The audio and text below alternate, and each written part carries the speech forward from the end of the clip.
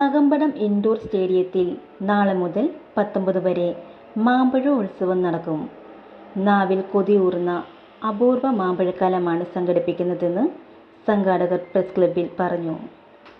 നാടൻ മാവിൽ നിന്നും വിദേശ ശ്രേണിയിലുള്ള മാവുകളിൽ നിന്നുമുള്ള 70-ൽ പരം മാമ്പഴങ്ങളാണ് പ്രദർശനത്തിനും വിൽപ്പനയ്ക്കുമായി ഉള്ളത്.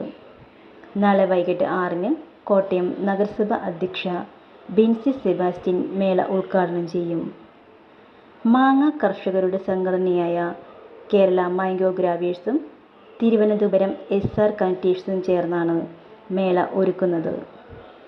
മാംഗോ ഫെസ്റ്റിനൊപ്പം പെറ്റ് ഷോ, ഫർണിച്ചറുകൾ, ഫുഡ് കോർട്ടുകൾ, അഗ്രി നഴ്സറി സ്റ്റാളുകൾ, അമ്യൂസ്മെന്റ് പാർക്കുകൾ എന്നിവയും മേളയിലുണ്ട്. രാവിലെ 11 മുതൽ രാത്രി 10 വരെ പാസ് മുഖേനയാണ് പ്രദർശനം.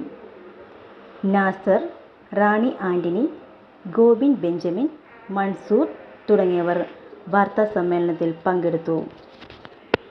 നാഗമ്പടം ഇൻഡോർ സ്റ്റേഡിയത്തിൽ നാളെ 6 മണിക്കാണ് ഉദ്ഘാടനം മുതൽ 19-ആം തീയതി വരെ ഒരു പ്രദർശനമേള നടത്തുകയാണ്.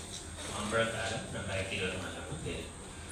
മാമ്പഴക്കാലമാണല്ലോ ഇപ്പോൾ, അതുകൊണ്ട് മാമ്പഴമാണ് മെയിൻ ആയിട്ട് അവിടെ പ്രദർശനത്തിൽ വെച്ചിരിക്കുന്നത്.